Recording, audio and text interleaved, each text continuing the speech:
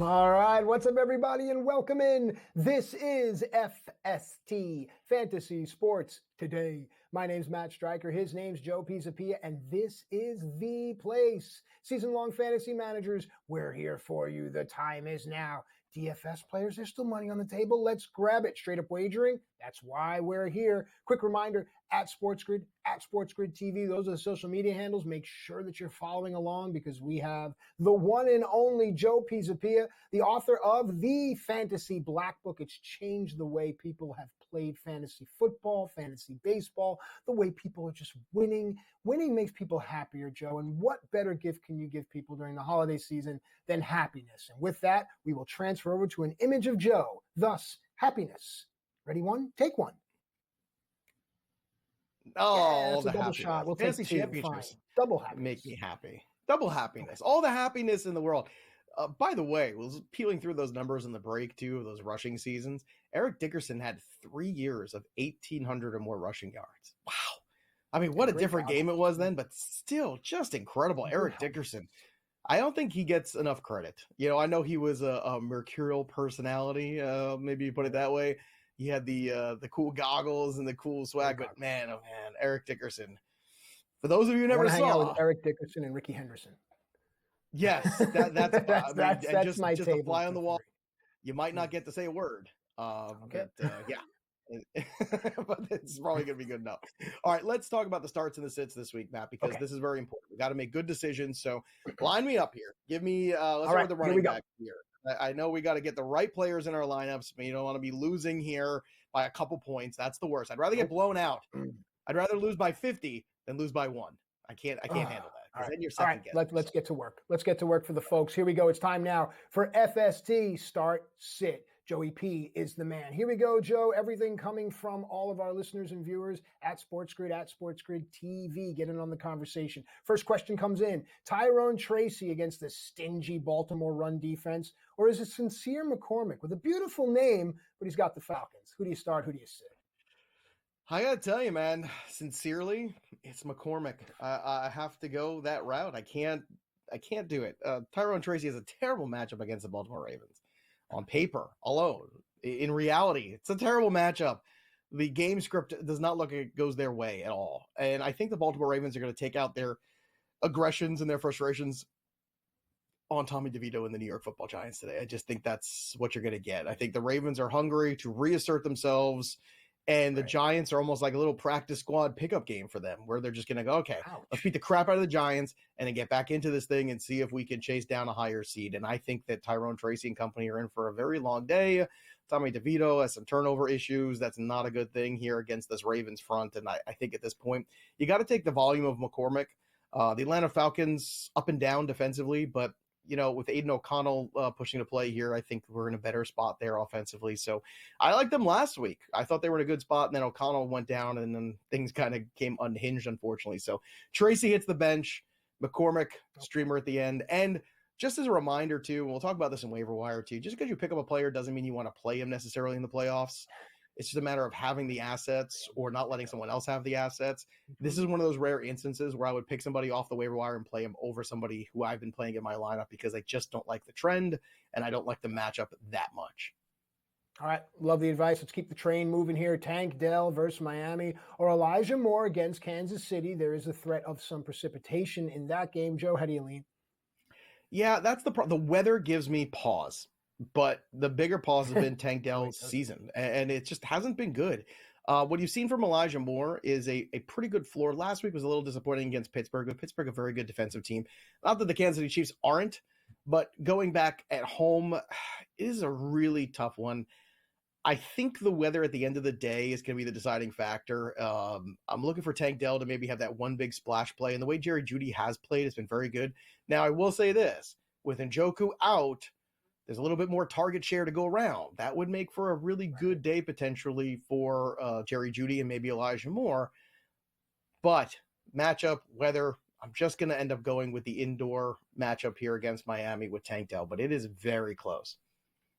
All right, let's go now to the tight end position here. We have Cade Otton at the Chargers. It's going to be a nice asset for Baker Mayfield. Or it's going to be Pat Freiermuth, perhaps a best and only option, but they do have Philadelphia's defense with which to contend. So how do we lean? I got to tell you, Cade Otton had a really good run there when Godwin and Evans were down. And Evans came back, and Cade Otton has basically disappeared. And it's been very frustrating to watch. So I don't know what's been going on here, why that's been the case. You would think Otton would have remained a little bit more involved in the offense. He's on the field so much. He's on the field for so many snaps. But the trend line has been going in a much better direction here for Pat Freiermuth. 2 touchdowns in his last 2 games. He has caught 9 balls of his 10 targets over his last 2 games. So Russell Wilson's starting to spread the ball around a little bit. The Eagles secondary, very good. The Eagles linebacking core is still a little bit more of a weakness. So that being said, I will lean towards Pat Freiermuth. Without Pickens in this lineup, I mentioned this in the DFS segment too, Mike Williams is not a big possession wide receiver guy. You're going to be seeing a lot of usage of some different people. You might even see some Justin Fields packages too, especially in the red zone, kind of make the Eagles work for it a little bit. So don't be shocked if they get a little gimmicky here with Pickens out, because Pickens has been the go-to for Russell Wilson and the go-to for this offense, and it's a serious hamstring issue. So they're trying to get him healthy for the playoffs because the Steelers know they're a playoff team. This is going to be a tough game for the Steelers to win. Tomlin on the road is something that, as an underdog, you always run to take. I do think they can cover still, but it is going to be a dicey situation, and I think Pat Freiermuth is going to have to step up. So give me Freiermuth against the Eagles. Again, tough matchup on paper, but I like the touchdown equity he brings today. All right, Joe, on behalf of everyone, we say thank you for doing this each and every week. I don't know if anyone ever stops you in the street and says it, but thanks so much, because it definitely does help. All right, now let's go to the quarterback discussion. Now, based off your analysis of the Dell Moore situation, I imagine I know which way you're leaning, but I'll let you talk us through it. CJ Stroud against Minnesota or Jameis Winston against Kansas City? Gotta love what he's been doing lately, Jameis. Look, CJ Stroud has only finished as a QB1 once since week 5. Once. So I know the weather is an issue, and I came back to that when it's like, okay, secondary wide receiver, maybe I don't want to play Elijah Moore, but I think I want to play Winston here. Winston is reckless. Winston is entertaining. He can give you a heart attack. There's no doubt about that. He's going to give you some turnovers, but he's also going to give you some touchdowns. He, on the flip side, in the last 4 weeks has had 3 QB1 finishes. 3. CJ Stroud has had 1 since week 5. At a certain point, I think you have to look back and you have to say, look, enough is enough here. CJ Stroud, for whatever reason, has taken a little step back from a fantasy perspective this year. Yes, they've been a little bit more run heavy too with Joe Mixon. I think last year, the way that offensive line was all injured for the first half, they got away from the run, running back issues, running back injuries hampered them. Now they got Joe Mixon, and this offense has become a little bit more conservative. You had Nico Collins miss a stretch there for about 5 weeks. So I get that. That's part of what's baked into his missing numbers this year. But at a certain point, somebody has to step up too. He did have Diggs at least for a short time in that absence. He did still have Tank Dell. So I'm going to go with Winston here. I know the weather is troubling. I know it's going to be tricky. I know there's going to be turnovers. I just hope there's some touchdowns to go with them. But I can't go down this CJ Stroud well anymore because it's just not bearing any fruit. If you have a lineup that is super fantastic and you just want to get your points and get out without any volatility, that's the only time you start Stroud. Maybe he can give you a, QB 15 performance, and you'll take that if you're really concerned about Winston. But that's the only way I'm starting Stroud over Winston this week. All right. Now, you've mentioned how the Carolina Panthers have become plucky. They are indeed favorites today. Bryce Young against Dallas or Russell Wilson at Philadelphia? Let's talk. I'm starting Bryce Young. I can't believe I'm saying this, but the matchup against the Eagles is really tough. On top of him not having that one go-to wide receiver, Bryce Young has played good football, and Bryce Young has Chuba Hubbard. He's got Adam Thielen. He's got Leggett. He's got all these weapons at his disposal, and he's been playing much better football. Last week, he was under 200-yard passing, but the week before, 298 against Tampa. The week before that, 263. I'd like to see him throw for 4 more touchdowns, but that would, beggars can't be choosers here. He's also had a rushing touchdown over that span too. So give me Bryce Young over Russell Wilson because it is very close in the expert consensus rankings, and I think Young just has the better day when all is said and done. More FST on SportsGrid. We return after this quick break.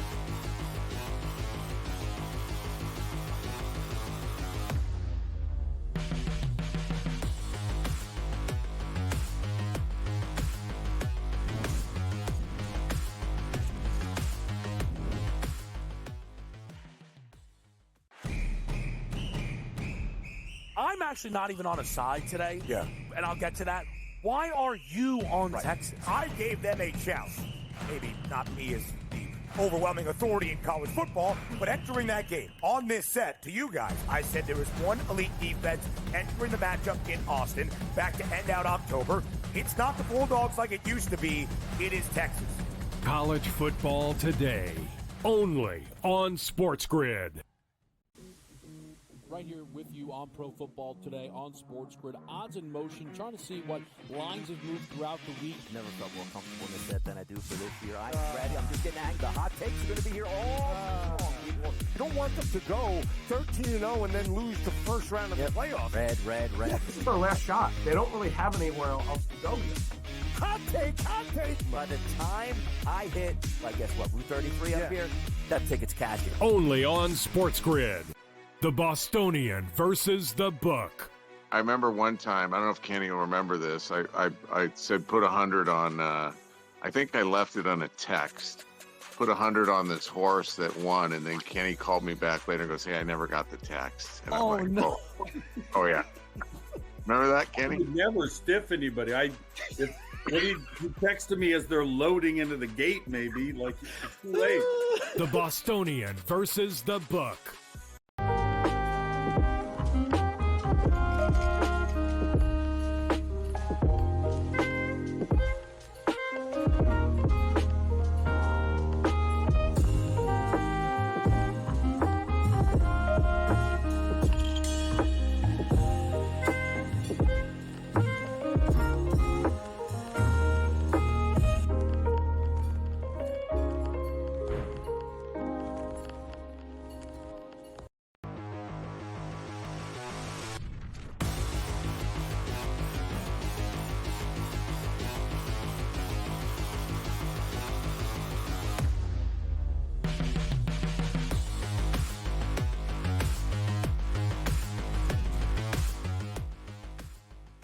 All right, welcome back into FST Fantasy Sports Today, hot off of the heels of the SportsGrid Christmas party. Some people still enjoying the festivities, but we are hard back at work. Joe, it's time for the injury update, and I know a few guys in the NFL are going to need to sip that eggnog just a little bit more because things are hurting. What do you know? Who's playing? Who's in? Who's out? Well, let's start with Aiden O'Connell's got a knee issue. He is trending towards playing here, which would be a huge win for the Las Vegas Raiders. You don't want Desmond Ridder out there, and if Desmond Ridder ends up taking over, that would be a really good situation potentially for the Atlanta Falcons defense. They'd become very streamable. The problem is you're not going to have an answer to that today. So that's something you have to keep in mind. You want to roll that dice. You can. Either way, it's an okay matchup. But once you get Ridder in there instead of O'Connell, the turnovers really come with that, and the limitations come with that as well. But I don't think either way we want to leave our fantasy playoffs in the hands of the Atlanta Falcons. I think they've proven that that's probably not a good idea, offensively, defensively, anyway. Also on this list going forward here today, Ladd McConkey is optimistic that he's going to play in Week 15, so that's great. I love cockeyed optimism in a wide receiver. It sounds like a great thing. Sterling Shepard is expected to play Week 15 against the Chargers in that same game. Now, Tony Pollard dealing with an ankle issue, but he's going to play against the Bengals today, so that is good. You can get Tony Pollard in your lineups. David Njoku has a hamstring issue. Now, he says he's going to work out before the game and see how it goes. That means he ain't playing, folks. And if he does, you don't want him in your lineup. I mean, so let me get this straight. It's raining. It's cold. You've got a hamstring issue. And you're going to test it out and see how it goes. Look, it's not spoiler. It's not going to go well, okay? Pat Fryermuth's on the waiver wire. Pick him up. You're looking for other tight ends here on the waiver wire. Hunter Henry, pick him up. If somebody, dropped Juwan Johnson this week, I would even play pick him up. Get somebody else in your lineup because you're going to need somebody else, because even if Njoku says, yeah, I'm going to try, it doesn't mean he's productive. It doesn't mean he's not going to come out of that game with a re-injury of that hamstring.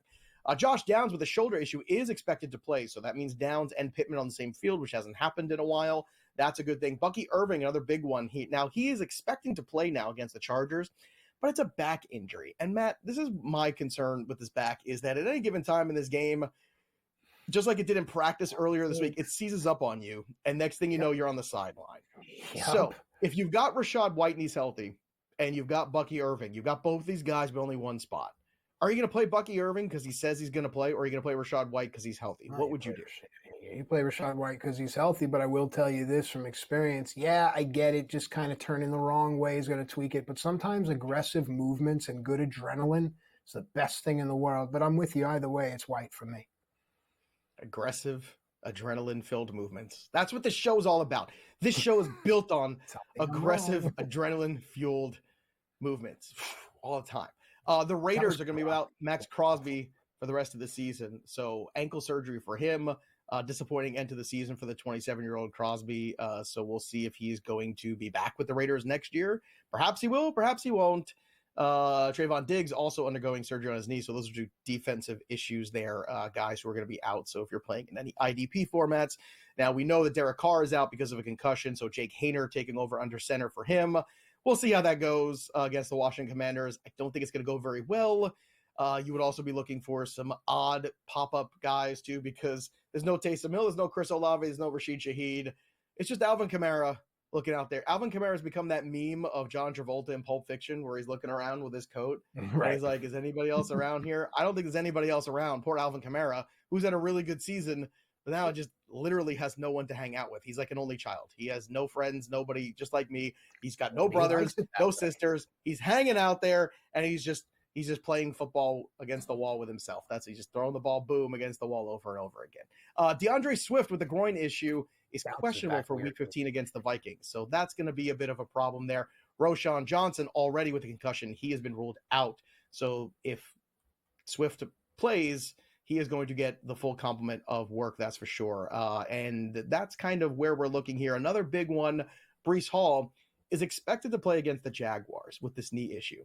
Now, I'm not exactly sure why the Jets are doing this.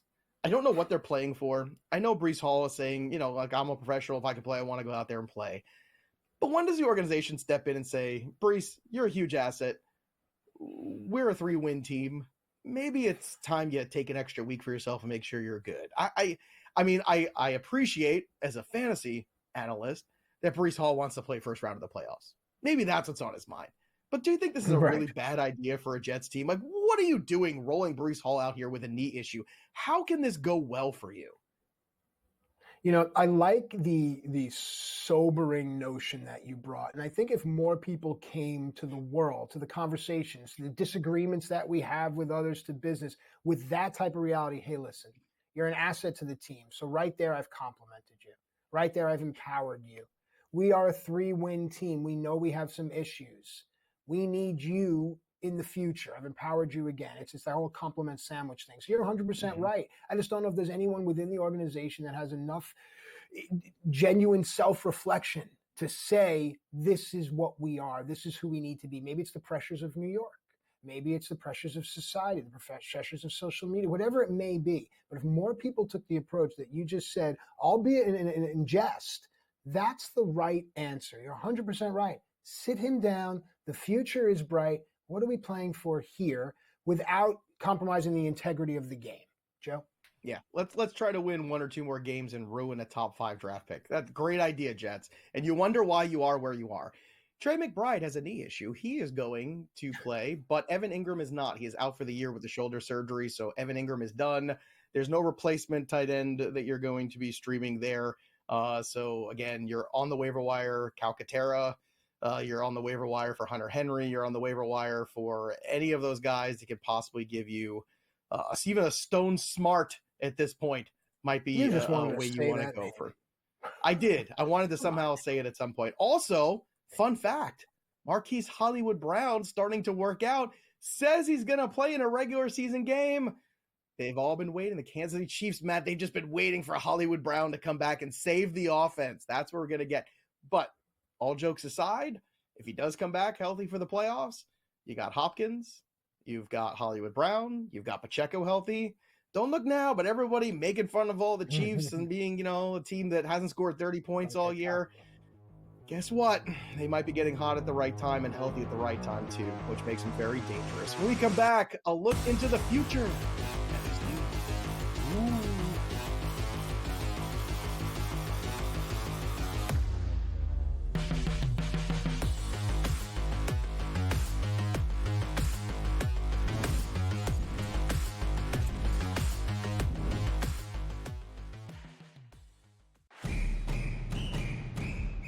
I'm actually not even on a side today. Yeah. And I'll get to that.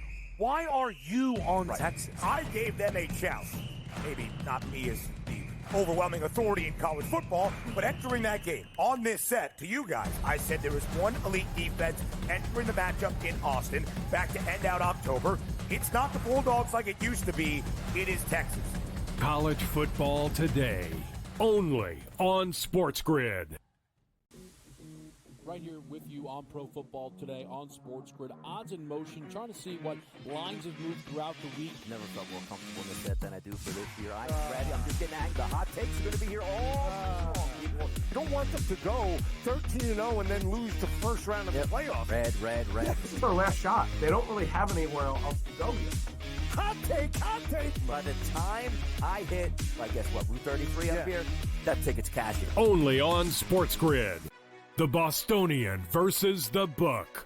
I remember one time, I don't know if Kenny will remember this. I said put 100 on, I think I left it on a text. Put 100 on this horse that won, and then Kenny called me back later and goes, "Hey, I never got the text." And I'm like, no. Oh yeah. Remember that, Kenny? I would never stiff anybody. When he texted me as they're loading into the gate, maybe like it's too late. The Bostonian versus the Book.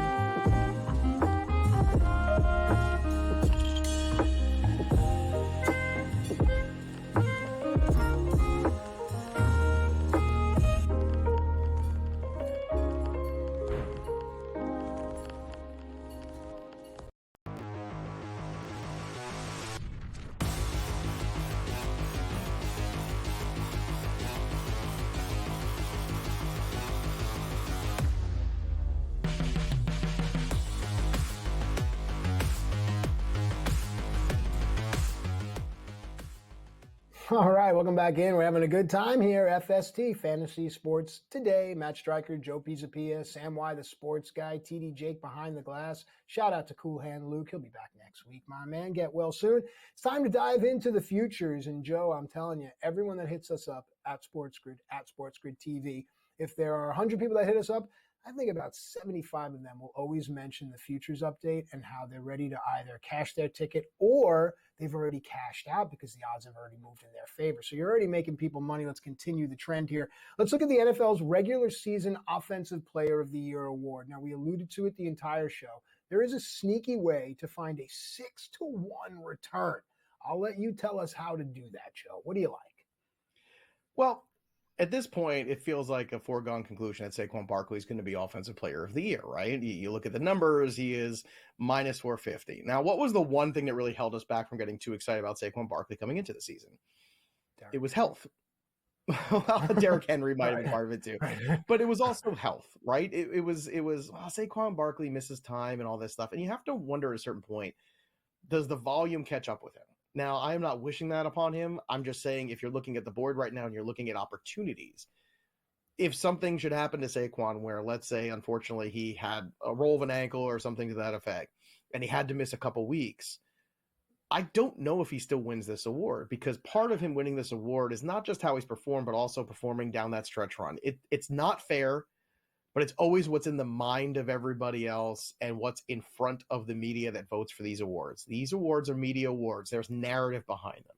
So for Jamar Chase at plus 600, it's a fascinating long shot investment because we mentioned earlier how amazing of a season Jamar Chase is having. In fact, he's got a shot at the Triple Crown of wide receiving. He leads the league in catches, receiving yards, and receiving touchdowns. He would only be the 5th player in NFL history since the merger to win that Triple Crown of receiving. That's an impressive mark. That's history of its own right. Maybe it's not 2,000 yards rushing. Maybe it's not Eric Dickerson's record. But if we fall short of those two things via injury down the stretch in the month of December here in his last couple weeks, it does make you wonder if the Jamar Chase investment as a long shot, again, there's no value on Saquon. So as a long shot at 6-1, it's intriguing because that's been the one thing that has haunted Saquon Barkley basically his entire NFL career. Now, you can hang part of that on offensive line, right? The Eagles' offensive line is so much better. The holes are so much larger for him to run through. It's not like those years where, the Giants are letting him get hit in the backfield. But at the same time, we're talking about another historical fantasy season and reality season that Jamar Chase is putting up that nobody's really talking about. But if an injury should occur, all of a sudden, I think Jamar Chase would potentially have the opportunity to leapfrog him at the very end of this award. And we've seen a lot of leapfrogging in these markets. A couple of years ago, right, we had Justin Jefferson was like our favorite going in. There was a time where it got close, and then he jumped ahead again. Last year, it was a lot of Christian McCaffrey stuff. There was a couple other guys. We saw Christian McCaffrey even get into the MVP conversation, Brock Purdy, and then at the end of the day, Lamar leapfrogged everybody, right? So this last month is very focused and hyper-focused on how you finish. So that's something that Saquon Barkley really has to finish for this to come to fruition. Okay. I don't know. I think some would argue that Barkley and Henry have already done enough. And then when you look at Jamar Chase with the Triple Crown, I mean, in baseball, wasn't Vlad chasing Triple Crown the same year Judge was hitting 62 and 63, and it was just never even a contest. So I don't know how important that is to people. But you bring up a great stat and a great point. With the time that we have left, let's bang out two more. AFC Championship winner and then NFC Championship winner. Who do we like and why? Look, people are going to hate it. I'm still on the Chiefs. And I know Buffalo feels like they could beat the Chiefs, but I think it's only a 3-horse race in the AFC. I don't know if the Pittsburgh Steelers at the end of the day have enough juice to really follow through here all the way to the end. I want to see the Baltimore Ravens come out, be really good against the Giants today, and then take that to the following week. So This is like a 2-week plan here for the Ravens to reconstruct themselves a little bit. But at the end of the day, there's only 3 realistic teams, which brings me to the point I'm going to make now about the NFC, which is there's really only 7, in my opinion, contenders for the Super Bowl overall. And in the NFC side, you do have the Lions still at the top of the board, still plus money, plus 145 to win the NFC. I mean, I would still be taking that bet 100 times over. The Eagles still like to infight with themselves at plus 280, and Sirianni makes weird decisions at weird times. The Packers at plus 800 and the Vikings at plus 850. I think the Vikings are more dangerous because of the defense they play, and the Packers don't seem to have the same mojo. I'm concerned they're going to lose this week and they're going to fall out of this, which means potentially that you really are looking at the Vikings, Eagles, and Lions, and it's a 3-horse race there too. So now's the time to start betting combinations of Super Bowls because you can get some really good odds. Is it Lions, Bills? Is it Eagles and Ravens? Now's the time to make some of those investments before today's games end. More FST when we return. The fantasy over-under begins.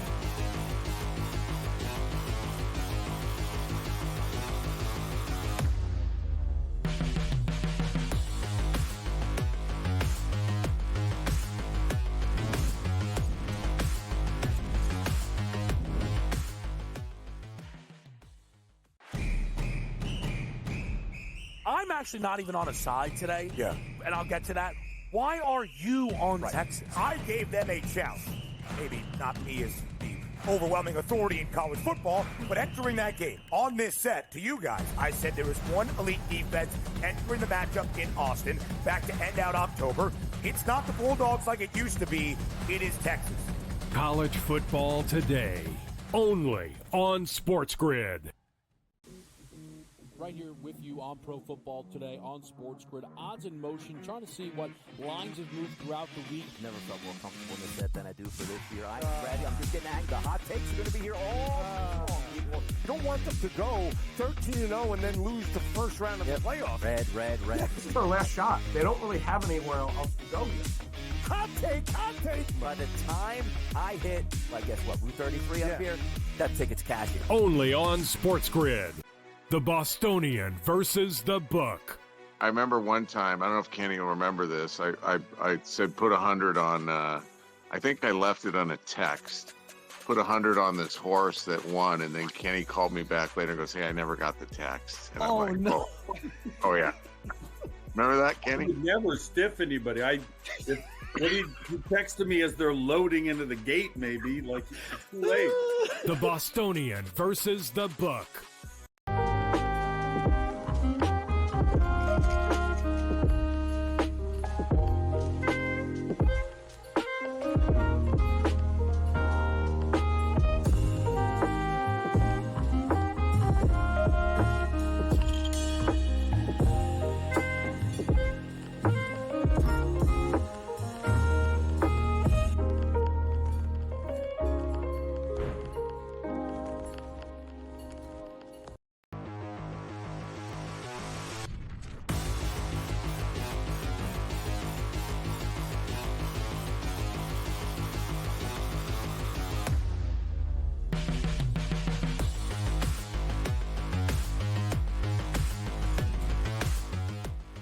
All right, welcome back into FST Fantasy Sports Today. Matt Striker and Joe Pisapia with you here. It's time now for the fantasy over-under. And of course, folks, in crazy times, security is what matters. Hi, I'm Wilford Brimley for silver. No, but the point is that Diabetes commercials. It's like it's Willem Dafoe putting away a horse and then talking to me about investing in currency. I don't think it's Willem Dafoe doing it. That Willem Dafoe is like the nicest guy, but he always plays the creepiest characters. I don't think Willem Dafoe is selling life insurance or anything like. You don't think he's unless people are worried about him murdering you, like that's.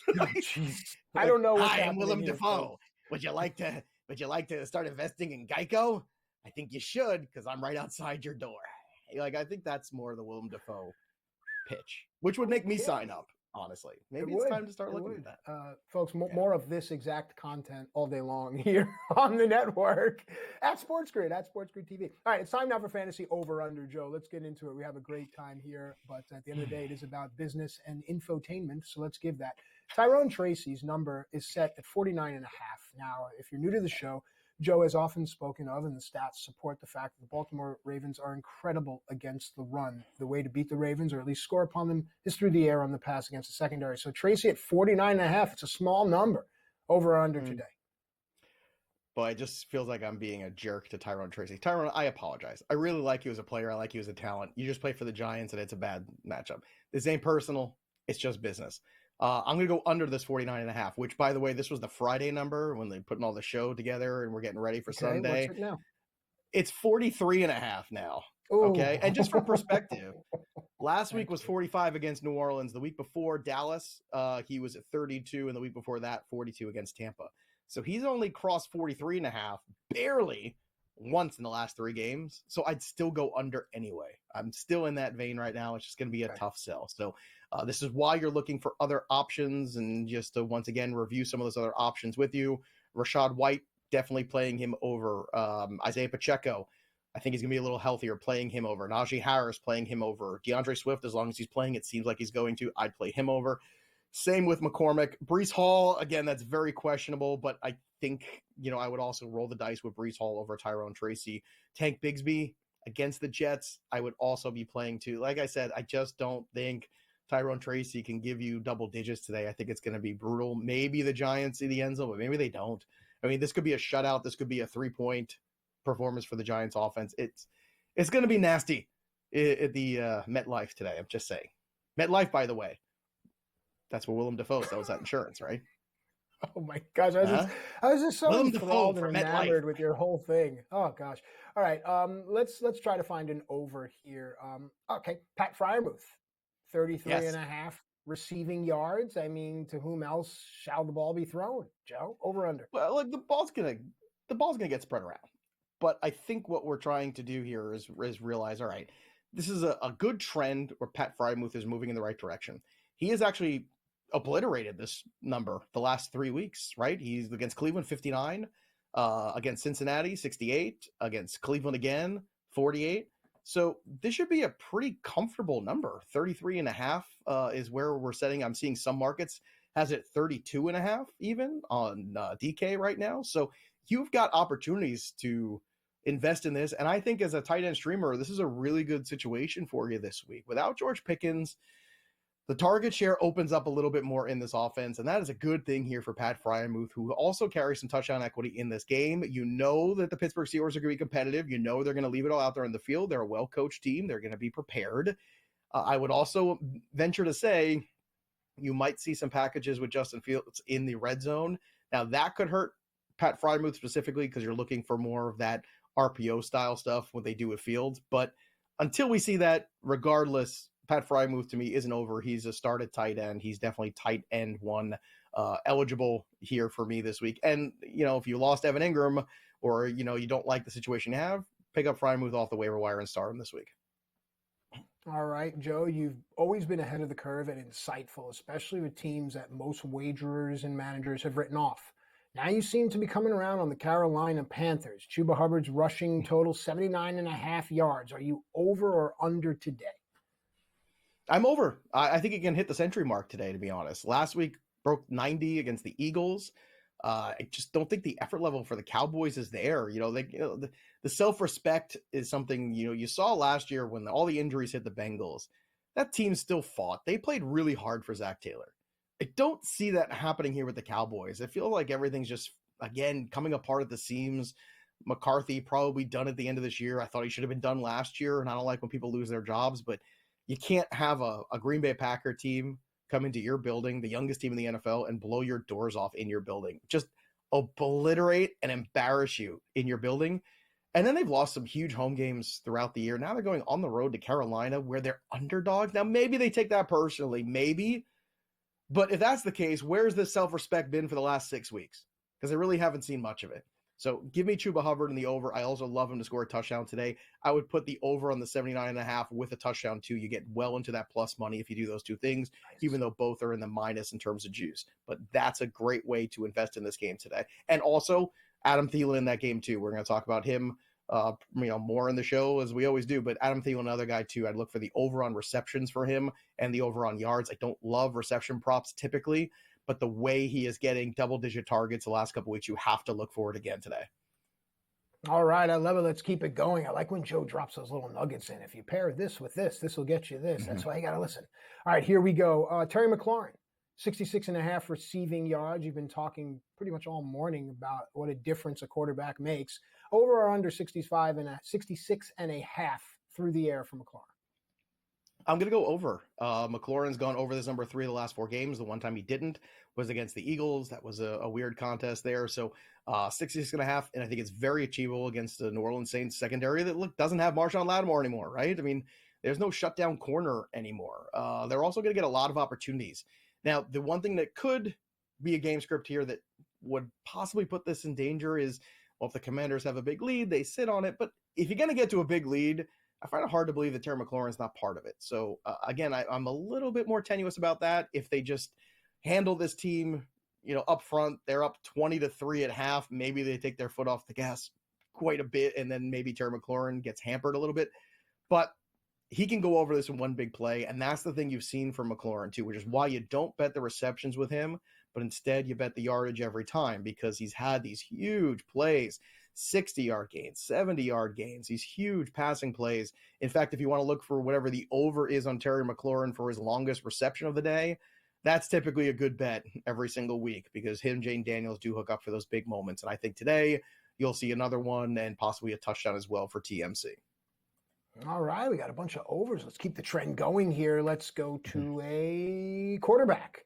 Kyler Murray, 26.5 rushing yards. Now, you outlined how this team has success when Murray creates, right? When the pockets collapse and Murray has a chance to do what Murray can do. So 26.5 rushing yards. Are you over or under today, Joe?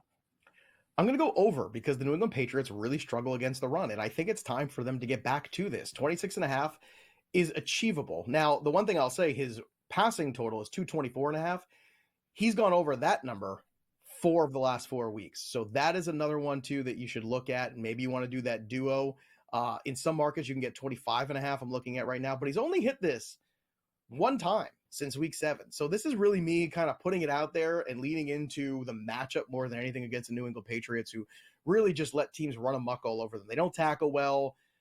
They don't get into the backfield to stop guys very well. So to me, this is a no-brainer. Kyler Murray, get out there, get in space, make something happen, and try to pull the Arizona Cardinals back into relevance here down the stretch. All right, with the time that we have left, Jahmyr Gibbs, 67.5 rushing yards. Over or under, and why, Joe? Over, because this game is going to be a bonanza. And I'm going to give you a fun one, too, that you probably didn't see coming. Everybody thinks, oh, this backfield is always Jahmyr Gibbs catching the football and all that stuff. David Montgomery, receiving yards, guess what? 17.5. He's gone over that number 4 straight weeks. We'll be right back with more FST.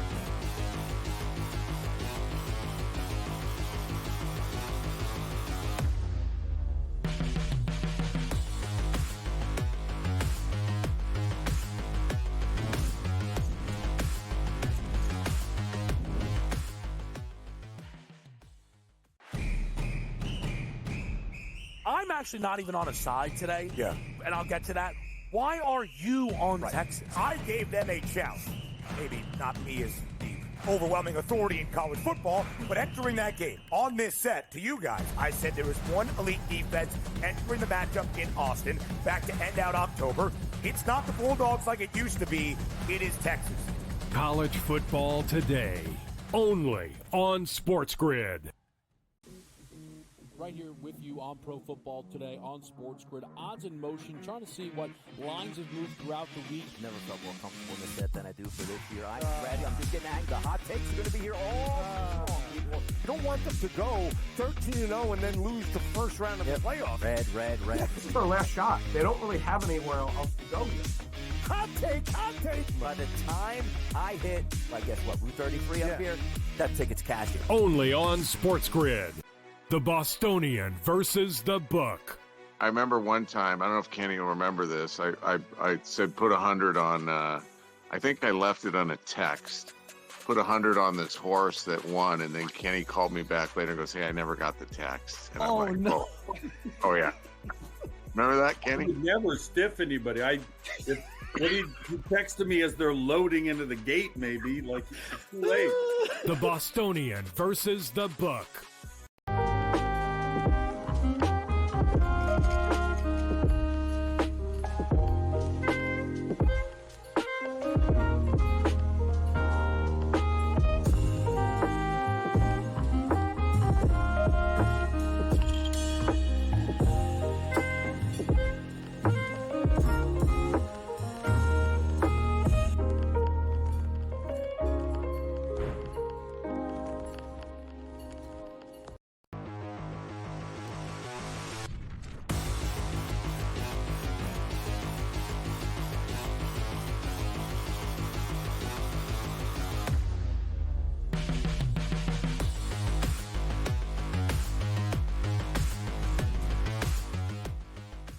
All right, folks, welcome back into FST. It's Fantasy Sports Today, and it's time now for the Waiver Wire, one of our most popular segments. Here we go.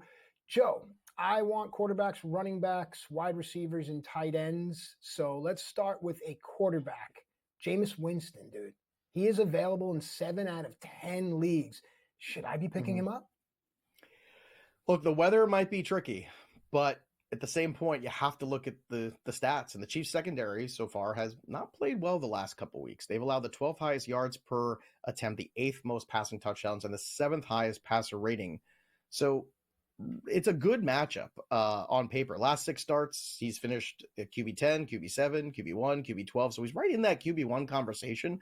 We mentioned CJ Stroud, like a guy that, name brand value, name recognition, coming off a huge season, took the Texans to the playoffs, won a lot of people fantasy championships last year. He hasn't had the same season. Winston's out there. It's a good matchup. I know the weather's tricky, but at home, I think I would still lean towards Jameis Winston, especially if I needed to roll the dice with points. If I had and considering Thursday Night Football was such a bust, right? I don't think most teams are looking and saying, "Oh no, I'm incredibly far behind right now because of the scoring bonanza that happened on Thursday Night Football between the Rams and the 49ers. What a horrendous start to fantasy playoffs for so many people. You think about it, Cooper Kupp with a goose egg. Kyron put up, like a 12 spot? I mean, it was absolutely brutal there for everybody involved. So chances are you're looking right now that you still have this window to very much compete, and Winston gives you that. If he's available, I pick him up. I'm not starting him over the top quarterbacks in the league. I'm not going to start him over Jalen Hurts or Lamar Jackson or something stupid like that. But I will say this, if you're looking at, Jordan Love or Jameis Winston, I mean, I get wanting to start Jameis Winston. It's very close. If you're looking at Anthony Richardson or Winston, I think I'd rather start Winston too.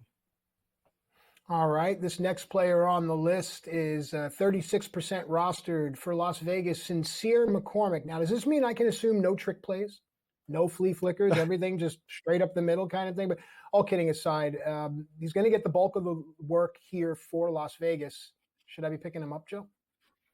Look, he took over the backfield last week. 59% snap rate, 64% snap rate in the red zone. That's important too. That's scoring equity. 17 touches, 89 total yards. It was an impressive performance for a guy, off the practice squad. And it doesn't seem like the Raiders are really interested in too much else. He's still an RB2 or flex guy, depending on the depth of your league. But I think what you're seeing is every week he gets a little bit more comfortable. And last week, the 15 for 78, pretty comfortable. He's not going to get more than 2 or 3 targets, so he's not going to help you too much in the passing game. We'd like to see him get in the end zone. His first touchdown will be great. This is Monday night again against Atlanta. As a flex guy, if you had some injuries, in a full PPR, I'd be looking more at the Adam Thielens of the world to flex. But if you were really desperate, and it's a deeper league, and Sincere McCormick or Tyrone Tracy, I think I would play McCormick. The volume's been there. I think the touchdown equity might be greater too, because that matchup that Tracy has is just tough against that Baltimore Ravens front. Absolutely. All right. Speaking of New York, hey, Joe, who's going to run the football for the Jets today? And should we be thinking about rostering him? Well, it's looking like it's going to be Breece Hall, but what's so interesting too is Isaiah Davis was a piece that really emerged last week. He had a touchdown. He almost had 2. He dropped one in the end zone where it was kind of like a ball that was underthrown a little bit, and he went to go get it, and it hit the ground. It was nearly a touchdown, but not there. But he was working in the passing game. He was splitting the backfield with Braylon Allen. So this is more of a, hey, this guy's floating out there. If Breece Hall plays today and something goes wrong with that knee, you'd rather have this guy on your roster now. This is preemptive strike stuff. This is, you have a great roster, you have a bye in the first round, so you're waiting around here. Don't get lax. Pick up Isaiah Davis just in case, because if you're having 2 defenses and you're, what's the point? You'd rather have a guy like Davis because he might actually be useful next week depending on what happens in this Jets-Jaguars game. So I think you have to look really closely at the scenario here with Isaiah Davis and say, look, what we saw last week was really interesting. Even with Breece Hall active, does this guy work a little bit ahead of Braylon Allen? Does he work in the passing game? You've seen, in the past, certainly Aaron Rodgers has utilized 2 running backs too. You had the Aaron Jones and the, Williams work in there too. So you had like different guys at different times. So it's just something to keep an eye on. I think it was something that took a lot of people by surprise last week. Maybe it was a matchup thing. Maybe it was a situational thing. But it's also something to say, hey, if I got room on my roster, let's plant him on the end of it and see what happens this week, because I might save myself some free agent budget, or just in those free agent situations where you're in the waiver wire, you might miss out on this guy. He could be useful as a flex next week, possibly. All right, let's move to a wide receiver. Elijah Moore has Kansas City today, I believe. It should be about 40 degrees, a threat of rain. Should I be picking up Elijah Moore? He's available in 6 out of 10 leagues. You do. It's not necessarily to play him this week, but next week against Cincinnati, he is absolutely going to be a top 36 wide receiver, in my opinion. So this is another look-ahead waiver wire move. He's out there right now. Stash him on your bench right now. Hope that you get through the first round, or if you're already waiting in the first round with a bye, Moore against Cincinnati next week. That is the play. So not waiver wire, time is all about necessarily this moment. Right. Sometimes it's a little about looking ahead. And I caution people too. It's rare that I want to pluck somebody off the waiver wire and rush them into my lineup, because the lineup that got me there is the reason why I'm there in the first place. And you don't want to screw around with it too much. But there's certain situations, certain matchups where you have to make exception.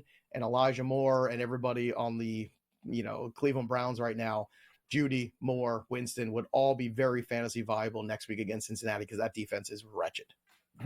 All right. I love it, folks. And with that, we are left with a tight end position here. Hunter Henry is available in half of your leagues. Joe, should I be picking him up?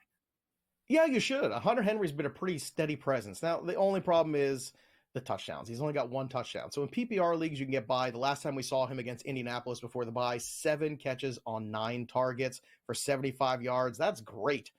6 catches for 63 against the Rams on week 11. So typically he's giving you 10 points in PPR leagues or somewhere around that. That's a pretty good floor. If he finally gets a touchdown against Arizona, that'd be great. That'd be huge. But if you're just looking to get some points, and this year at the back end of the tight end position, my goodness, we've been trying to get some points. Hunter Henry is absolutely a guy that you can pluck off the waiver wire, start this week. If you missed out, Everett Ingram got hurt, or you lost Njoku, and I would not be playing Njoku even if he tries to play through today, Hunter Henry is a viable option. When we return to 3 and Out on FST. Don't go anywhere. We'll be right back after this.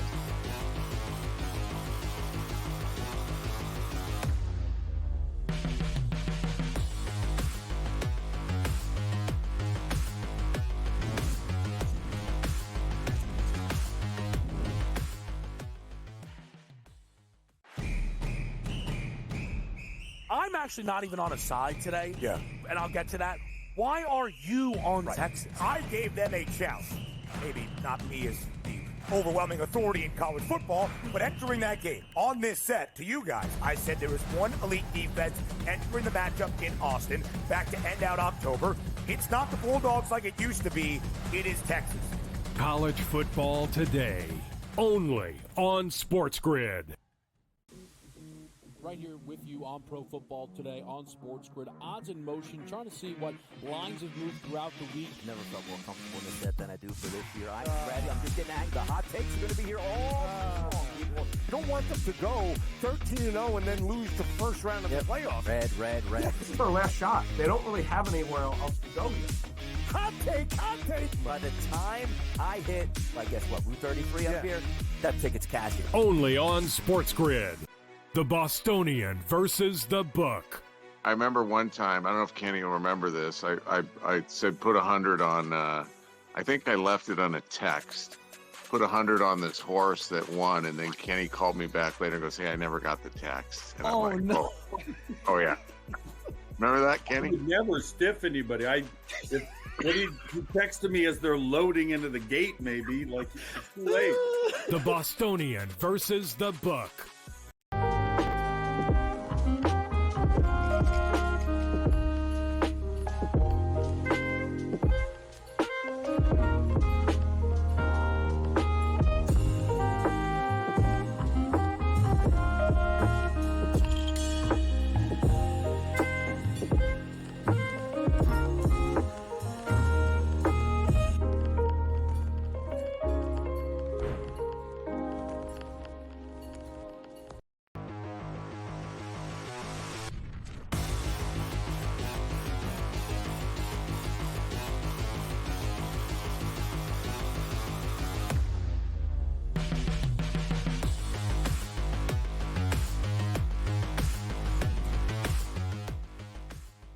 All right. Fantasy Sports Today, Matt Striker and Joe Pisapia. What a great show it's been, as always, and it's all thanks to you.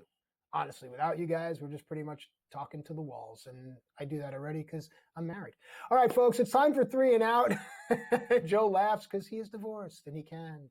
It's time for 3 and Out. These are 3 things and a thumbs up that Joe's looking forward to outside of just having freedom to do whatever he wants and eat Doritos on the couch and just not be told what to do. Okay, Joe, what are you looking forward to? Oh, well, one thing that's really interesting is right now looking at the board, looking at anytime touchdown scores, there's 2 games where, usually you have somebody in the minus, right? Well, somebody's a minus to score a touchdown, so it's practically a lock or whatever it is. But there's a couple of games right now on the board where they're actually all positive, which makes me want to say that could mean some unders in some of those games. The first one is the Bucks and Chargers. Bucky Irving at plus 150 is the quote unquote worst number you can get. That's odd that it's not anybody in the minus. Originally, the Jets and Jags were in this grouping as well, but since then, Breece Hall now being on the board is minus 105. But that was another game, so it would have been 3 this week that it would have been like that. There is one more also on this list too, and it's going to surprise you. I think it's the Chiefs and Browns, where there's nobody in the minus. Pacheco at plus 120 is the quote-unquote worst touchdown scorer prop. Kelsey at plus 145, Judy at plus 155. Now, I get it. Like, the weather's an issue. Now flip that and do the Detroit game. Tell me, Well, if you look at the Detroit game, and look, this informs our fantasy too. If you look at Bills and Lions, you've got Montgomery and Gibbs both minus 160, minus 155, and then James Cook at plus 100, and Amon-Ra St. Brown at plus 105, and then you've got Josh Allen at plus 115. It's not terrible, but it is interesting. In 2 of those games, it was 3 going into the weekend that you saw a lot of plus money and nobody like locked touchdown wise. That could mean some unders might be coming for some of these games. So don't be shocked if that happens. An under that would be shocking would be the Bills and Lions. And that's where we start today. A potential Super Bowl preview, 4:00 window of games, the late window on the East Coast. This is going to be a fun one. I don't think it's going to disappoint us. I really hope it doesn't. We could really use a fun 80-point game. Let's go to overtime. Let's just keep doing it. Let's go.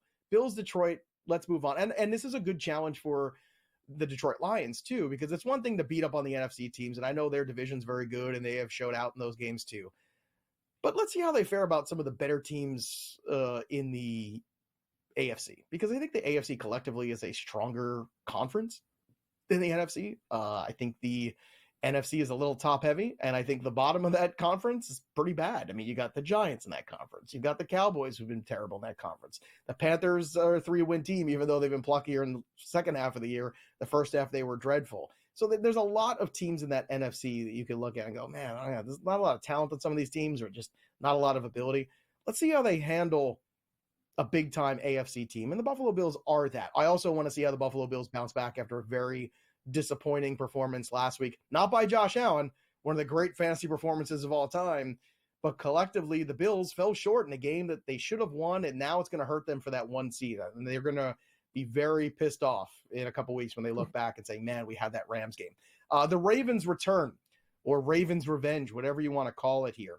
The Ravens play with their food. They get these teams sometimes that they should beat the crap out of, and they don't. They've got a team that they need to stomp a mud hole in. It's the New York Football Giants, and they should. They're coming off a bye. They've had extra time to rest, extra time to prepare, fix some of the issues that they have. Hopefully Justin Tucker, has, gone to some hypnotherapy or whatever to try to get those kicks back on track. But the Ravens, I think, needed a mental and physical break, maybe more than any other team, and they got it. Now, how do they look after that?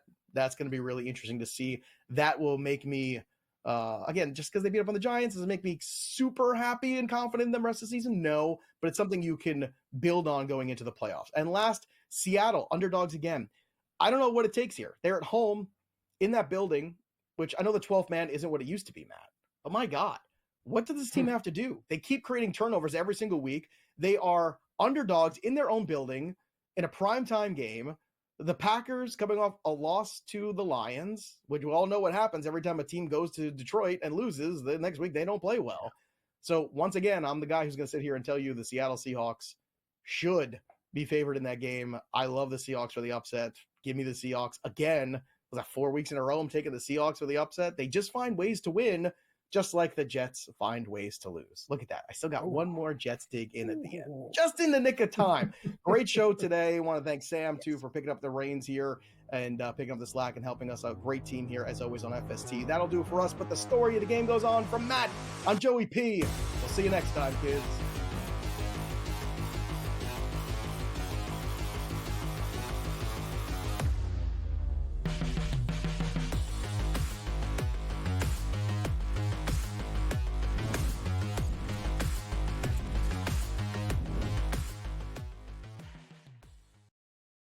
Contest show in the land. The Las Vegas Football Contest Show focuses on Circa Sports Million, Circa Survivor, and the Westgate Super Contest, handicapping the games and releasing our contest picks every week of the season. With 2 former Super Contest winners, Brady Cannon and James Salinas, a former NFL player, Mike Pritchard, and over $1 million in contest prize money won combined, the Las Vegas Football Contest Show will have you prepared this season like none other. Uncle Stevie can just walk up the aisle like he's at the supermarket. I'll get a starting pitcher here, I'll get a closer here, I'll get a first baseman here, and he'll just keep throwing things in the cart because there is no limit. Now he's gone, so they got to go get arms to make that team better. Because the bottom line was they were just outclassed by the Dodgers. Let's face it, they got their ass beat. Pharrell Coast to Coast, only on SportsGrid. I'm actually not even on a side today. Yeah. And I'll get to that. Why are you on Texas? I gave them a chance. Maybe not me as the overwhelming authority in college football, but entering that game on this set to you guys, I said there was one elite defense entering the matchup in Austin back to end out October. It's not the Bulldogs like it used to be. It is Texas. College football today, only on SportsGrid. The 2 guys that can do it all. Too much electricity this morning. This is a good time. We're having a lot of fun. I had to do a triple take. Ka-ching! Why?